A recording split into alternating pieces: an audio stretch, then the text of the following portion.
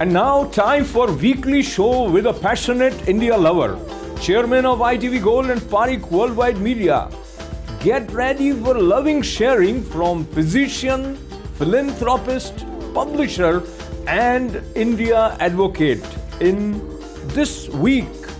Namaskar, welcome to this special edition of This Week with Padma Shri Dr. Sudhir Parikh. Dr. Sahab, namaste, welcome. Namaskar, namaskar. So there are many things that are on the top of our mind. One is, should we feel relaxed that COVID is gone, or we still have reasons to worry? I think COVID, it's a tail end. It's not gone, because still a number of, if you look at number of cases, are quite a bit. Of course, the percentage of infectivity is down to almost less than 2%. So it's kind of going away and kind of entering into endemic. But I would still, CDC is very conservative, not saying that, okay, remove the mask, just like what England did yesterday. Because we are afraid that still the number of cases throughout the country, it's quite high. And the number of deaths are even, will be higher 2 weeks from now. So because of always death, it lacks the number of infection, right? So, but luckily this infection is very mild, so hospitalizations are less, seriousness is less, and death is less. And I think slowly, at least certain part of the country like Northeast and California, West Coast, they are doing pretty good. And it's safe to say that if you don't wear mask all the time, that will be fine. And even New York, because of the high vaccination percentage, as well as booster dosage, the infectivity rate is less than 1%. So governor of New York said that you don't need to wear mask in the restaurant, and there is no need to even wear the mask in the gathering, and there is no restriction on the gathering now. So I think we are at the end of the pandemic.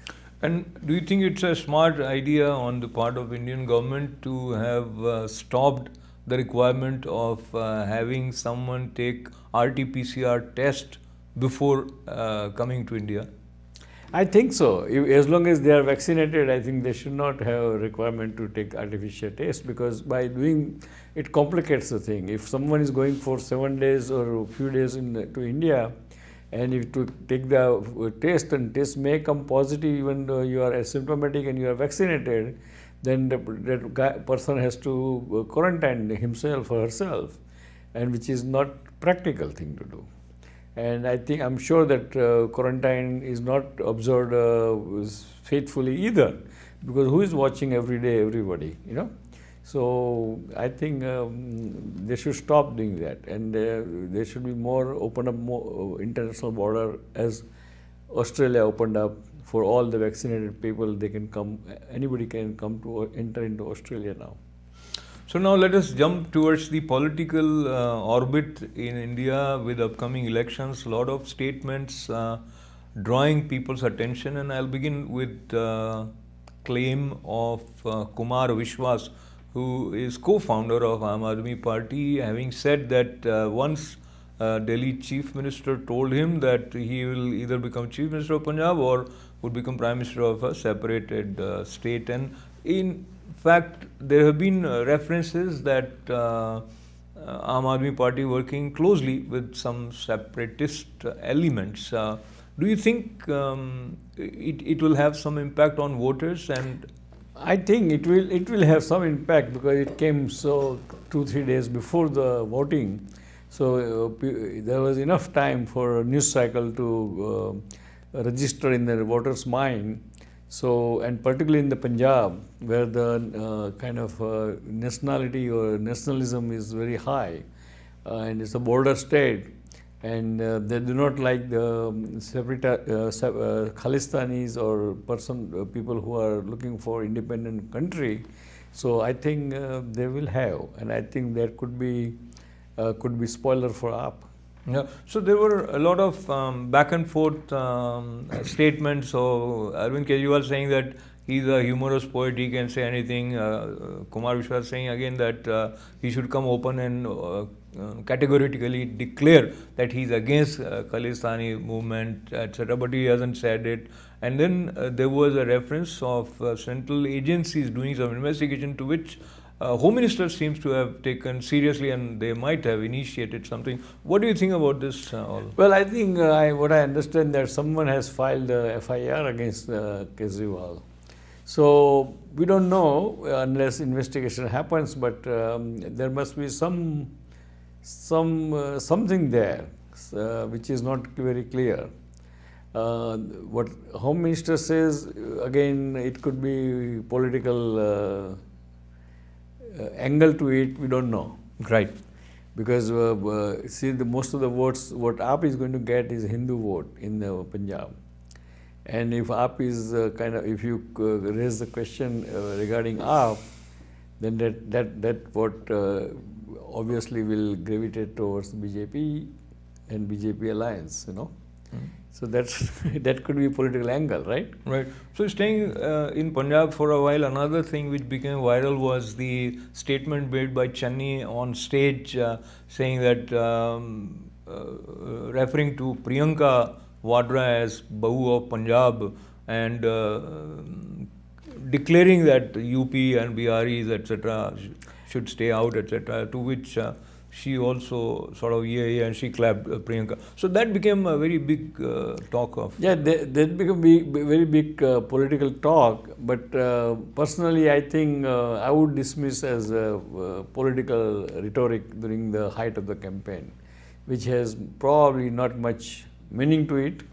And we don't know whether somebody said sincerely or not, and whether anybody should interpret seriously either. Yeah, I agree with you. I think sometimes these statements are stretched so to score some points. Right. But staying again with Congress in Punjab, the difference between Channi and Navjot Sidhu, do you think it will damage whatever chances Congress have in Punjab? It can damage some chances because of the disagreement between Sidhu and Channi.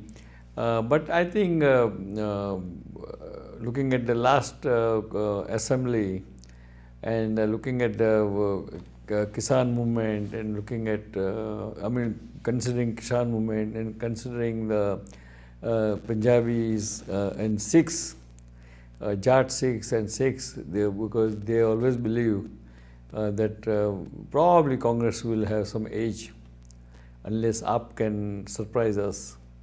And now what happens to this Kumar Vishwas comment to Kejriwal is yet to be seen. Right. Statements do have the power to shift people's views, perhaps. And so in this context, recently we observed Jayanti of Sant Ravi Das Ji. You must have seen the video of Prime Minister sitting cross-legged with ladies at Ravi Das Gurudwara in Delhi and singing. So that became viral. And after that, in Varanasi, all these leaders, including Priyanka, Channi and Kejriwal, all these people went there. Earlier, not that much attention was paid to this. Well, I would say thanks to election. So I think it's in election time, everybody, those who really believer and those who are half believer or those who are pretend to be believer, they all has to act for the public consumption. So we don't know who are sincere or who are not.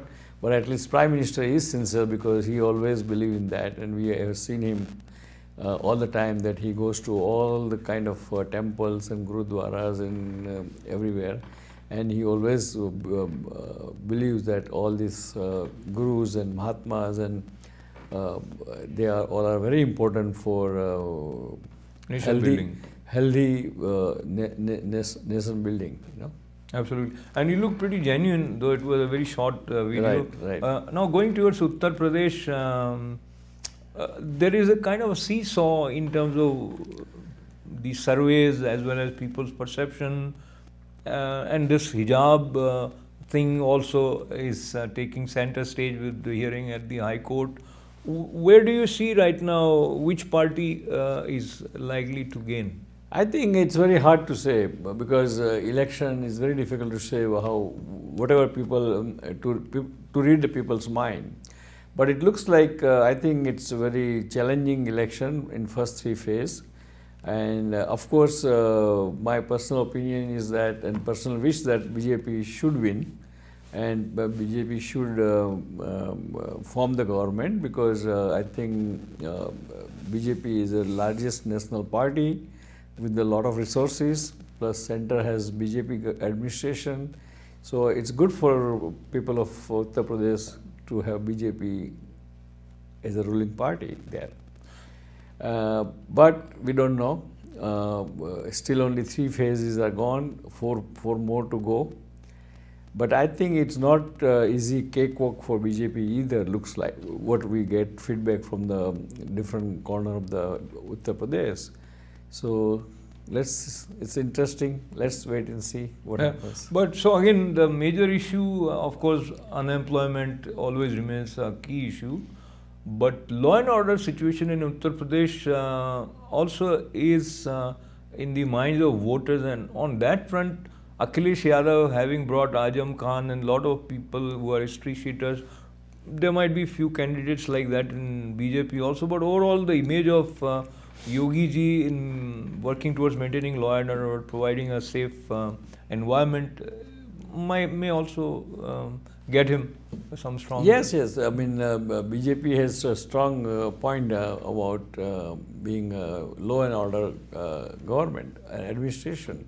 And I think that will win a lot of votes to BJP, obviously. Now, while Prime Minister was touring in Uttar Pradesh and he appreciated the work of Yogi Adityanath ji, and he didn't shy away from being critical to the comments made by Congress leader Rahul Gandhi, who referred to him as king, etc. So, where do you see the role of Rahul Gandhi in UP election, though Priyanka is in charge from Congress party, but do you feel, based on their statements, etc., there is still potential of Congress to revive? I'm not sure. Congress is very weak right now, and of course, Congress has a lot of base in the UP, but it's very weak right now. So I don't think it will revive. I think this is a time for BJP, and if not BJP, then probably Samajwadi Party. So again, it's going to be interesting to see, and double engine sarkar is another term used by Prime Minister Modi, which you mentioned, having the same government in the center and the state. Now moving towards the international scenario of the crisis of Ukraine and Russia and the stand that America has taken. America is very clear in its position. I must compliment you. Last time while we were talking, you said what Putin is saying is not the ground reality, and so that is how things have unfolded in the past week. So moving forward, the sanctions imposed by America on Russia, do you think it will have some I think so. It will have some effect because nobody wants war. Nobody wants to kill unnecessary innocent hundreds of thousands of people for what?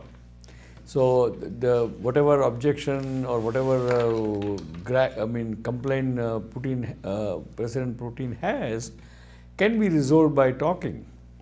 So whether to put the Ukraine in the NATO or not to put in NATO and all those things is simple thing in a way that it doesn't need to be killing the people. And therefore, my guess and my hope and my prediction is that there will not be Ukraine invasion at the last moment. And I think you can if you judge from the today's market activity, market was down almost 400 points in the morning, and after Biden press conference, it came back. So Biden did calm down the hysteria of the war, And I think the sanction, USA sanction on the Russian and wealthy Russian corporate individuals, I think will have some effect. Biden has also said that USA will continue to supply defense equipment to Ukraine. So America is standing with Ukraine, and so are some European countries. And as you mentioned about the position of Ukraine becoming a part of NATO or not, is that very significant for Western countries, and why should that become the cause of concern for Russia? I think it is significant for Western countries in a way, because number one, the people of Ukraine wants to be with the NATO, not with the Russia. And if Ukraine comes into NATO, then NATO has a stronger position standing in the world, because then NATO comes all the way to front door of the Russia, and which is uncomfortable feeling for Russia, and that's why what we are watching is happening.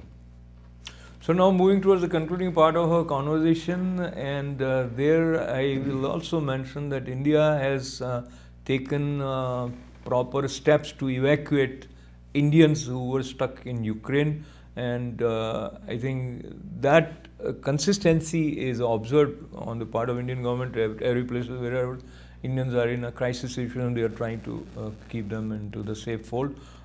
Your concluding remarks from our today's show. Well, dear friends, we are going through so many interesting events throughout the world. One is our election in India. The election is very, very interesting, and I personally wish that BJP win the elections in most of the state which is in the fray right now. To have a better government and better coordination with the central government. Number two, the Ukraine and Russia conflict. I have kind of trust and on the wisdom of the leaders that there will not be any war. All this rhetoric will die down eventually within next few weeks, and we'll be back to peace. And third thing, just remember, pandemic is not over, is almost about to over, but be careful, wear the mask indoor, and be careful, stay healthy. And thanks for joining us this week. God bless America, God bless India, God bless Indian American community, and we'll see you next week. Till then, goodbye.